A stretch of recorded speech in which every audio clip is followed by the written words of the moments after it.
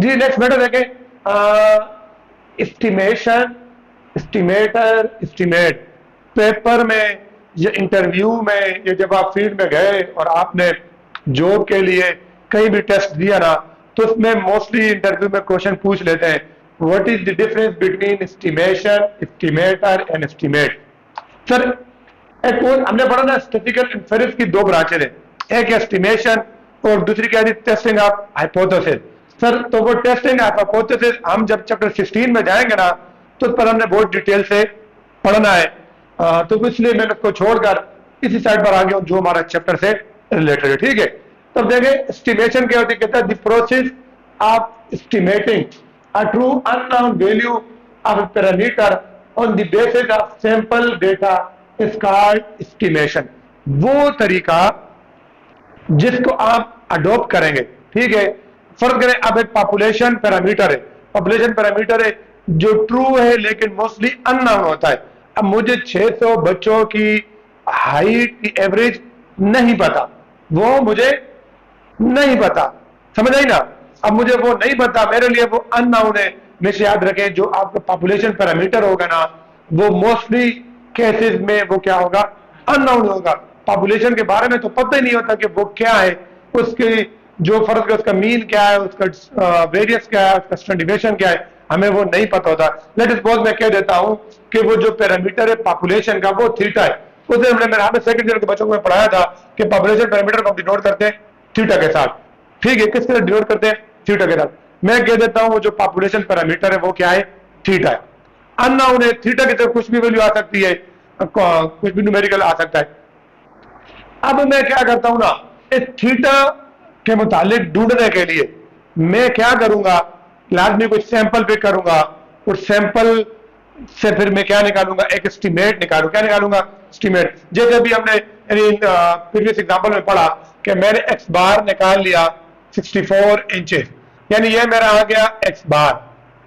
ठीक है, और उसको मैं कह देता हूं थीटा हेड का नाम दे देता हूं, यानी थीटा हेड मेरे पास आ गया 64।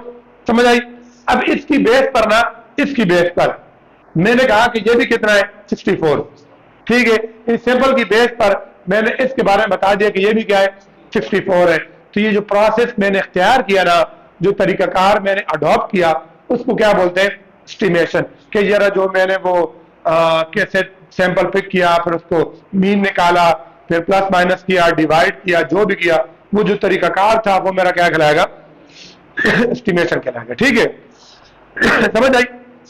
अब है एस्टिमेटर, कहता है द रूल और फार्मूला और function use to estimate a parameter.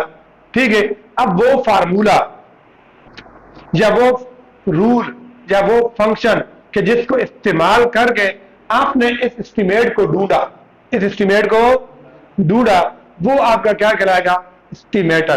तो एस्टिमेटर जो होता है फार्मूला होता है, भी एक एग्जांपल दूंगा लास्ट में, तो आपको अच्छे से इन तीनों के डिफरेंस समझ आ जाएगा। ठीक है, तो estimation is a process to find estimate.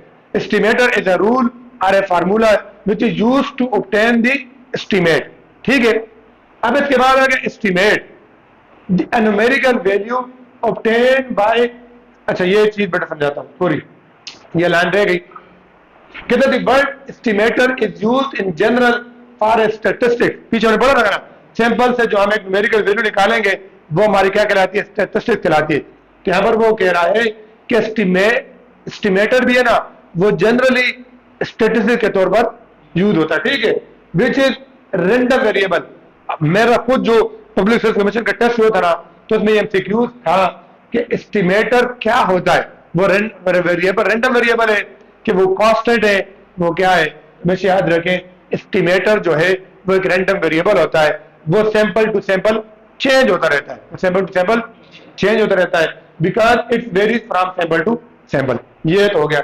अब आ जाओ एस्टिमेट, कहता है numerical value obtained by substituting the sample observation in the rule or formula is called an estimate। अब मैंने वैल्यूज को ना इस एस्टिमेटर में पुट किया और मेरे पास एक वैल्यू आई जो कि ये थी 64 इंचेस। तो अब ये जो 64 इंचेस है ना, ये मेरा क्या है, एस्टिमेट। ये मेरा क्या है, एस्टिमेट है। दोबारा प्रोसेस फार्मूला, और फार्मूले से जो वैल्यू आएगी वो क्या होती है, एस्टिमेट होती है। जैसे मिसाल के तौर पर यहां पर एक एग्जांपल देता हूं। अब देखिए मिसाल, मेरे पास ना कुछ सैंपल है, यानी कुछ वैल्यू है 5, 10, 12, 18 और 15। ठीक है, ये मेरे पास वैल्यूज है। अब मैं निकालता हूं इनका, क्या निकालता हूं मैं, इनका मीन यानी एक्स बार निकाल लेता हूं। यानी क्या निकाल लेता हूं, एक्स बार। ये सबको प्लस करूं, 5 plus 10 plus 12 plus 18 plus 15 divided by कितनी है, 1 2 3 4 5। ठीक है, और इससे पहले फर्ज करें मैं इसको ऐसे डिनोट कर देता हूं, और ये मेरे पास क्या होगा, समेशन एक्स बाय एन होगा ना, समेशन एक्स बाय एन। जब सॉल्व किया तो आंसर क्या आ रहा है मेरे पास, आंसर मेरे पास आ रहा है 12। कितना आ रहा है, यानी 60 डिवाइडेड बाय 5 तो 12 आ गया। ठीक है, अब आप देखो बेटा, अब इसमें ना ये जो नहीं है, ये जो प्रोसेस इख्तियार किया ना, ये मेरा एस्टिमेशन है। ठीक है, यानी कि मैंने ऐसे मीन निकाला, इनको प्लस किया सारा, ये जो है ना, ये मेरा एस्टिमेटर है। ये मेरा क्या है, एस्टिमेटर है। ये जो क्या है, ये क्या है, एस्टिमेट। ये क्या है, एस्टिमेट। ये क्या था, एस्टिमेटर। और ये जो प्रोसेस इख्तियार किया वो मेरा क्या था, एस्टिमेशन। ठीक है, अब मैंने बता दिया 12 आया ना, मैं कहता हूं ये एस्टिमेट है किसका, ये जो फर्क है, ये पॉपुलेशन थी, ये जो सैंपल था किसी पॉपुलेशन का, तो ये एस्टिमेट है उस पॉपुलेशन का। ठीक है, यानी मैं कह सकता हूं कि अगर ये फर्क, ये हाइट है, तो मैं कह दूंगा इंटरनल हाइट है इन स्टूडेंट्स की, तो मैं कह दूंगा कि जो पॉपुलेशन है फर्क 600 स्टूडेंट है, उनकी भी यही हाइट होगी, एवरेजली इतनी हाइट है। क्लियर हुआ? तो ये तीनों के डिफरेंस क्लियर है, ये पेपर में आपकी डिफरेंशियल आती है। अच्छा ठीक है।